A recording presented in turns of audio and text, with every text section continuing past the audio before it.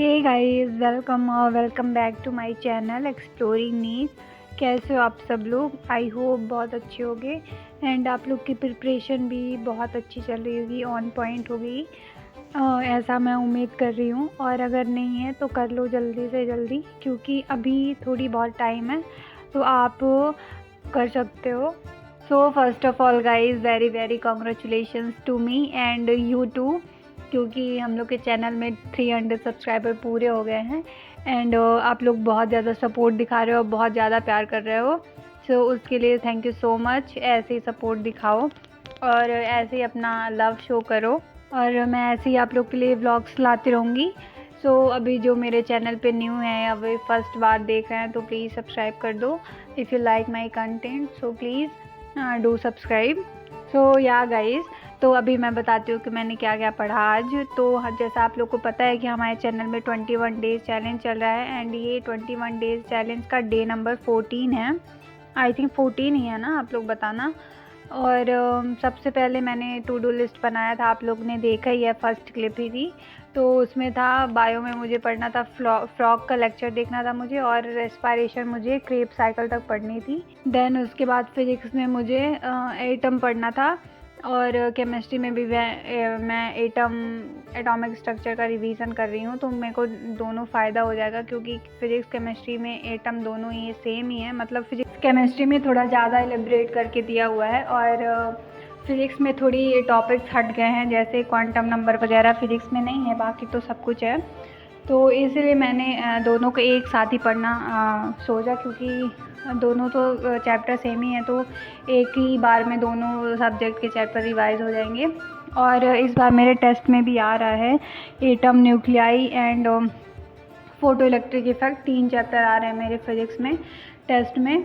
हालांकि केमिस्ट्री में atomic structure तो नहीं आ रहा है, लेकिन फिज़िक्स में एटम आ रहा है, तो मैंने सोचा कि साथ साथ में एटॉमिक स्ट्रक्चर को भी रिवीजन कर लेती हूँ, सही रहेगा। और मैंने थोड़ी रिवीजन भी स्टार्ट कर दिया है पुराना, तो मैंने एटॉमिक स्ट्रक्चर से ही अपना रिवीजन स्टार्ट किया है। तो ये भी फर्स्ट चैप्टर ही है मेरा केमिस्ट्री का रिवीजन का। तो गाइस, सबसे पहले मैं यही पढ़ना स्टार्ट कर रही थी, एटॉमिक स्ट्रक्चर। और ये चैप्टर सही भी है, मतलब ज़्यादा टफ नहीं लगता है, बस आपको फार्मूला याद करने रहते हैं, क्योंकि इसमें काफ़ी फार्मूलाज हैं, तो उसमें वही याद करने रहते हैं।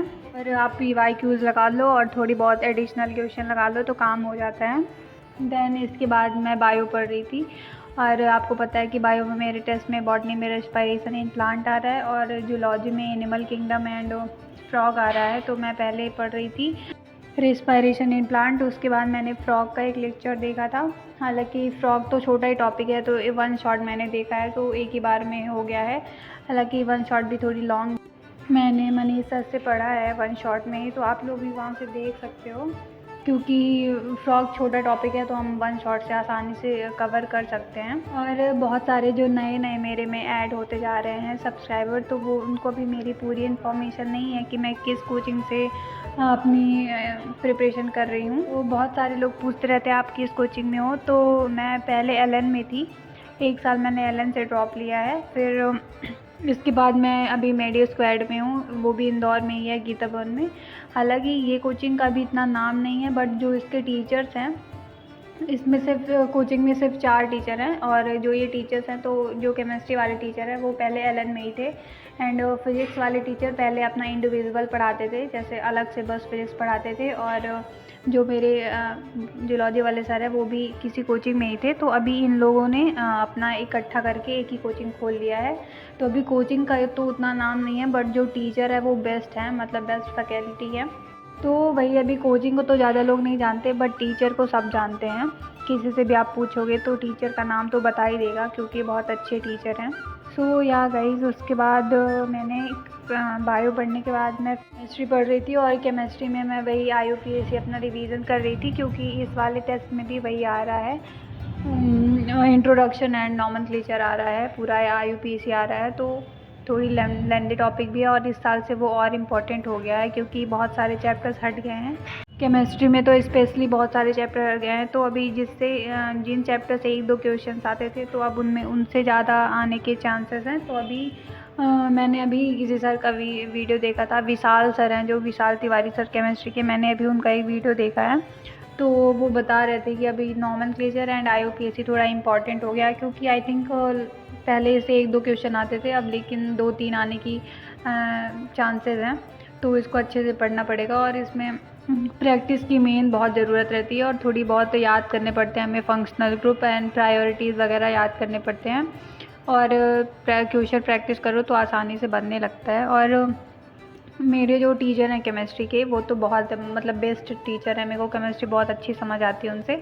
तो उन्होंने तो हमारे कॉपी में ही 100 से 150 के आसपास एग्जांपल्स लिखवा दिए हैं, तो हमें अब तो एडिशनल क्वेश्चन लगाने की भी ज़रूरत नहीं है। IUPAC की कॉपी को ही रिवाइज़ कर लो तो पर्याप्त हो जाएगा, अलग से क्वेश्चन लगाने की ज़रूरत नहीं पड़ेगी।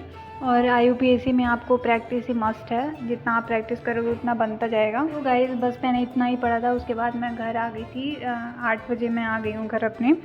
और इसके पहले मैंने रेस्पिरेशन का लेक्चर भी देखा था रितु मैम से, रितु रट्टेवाल जो मैम है उनसे मैंने लेक्चर देखा था।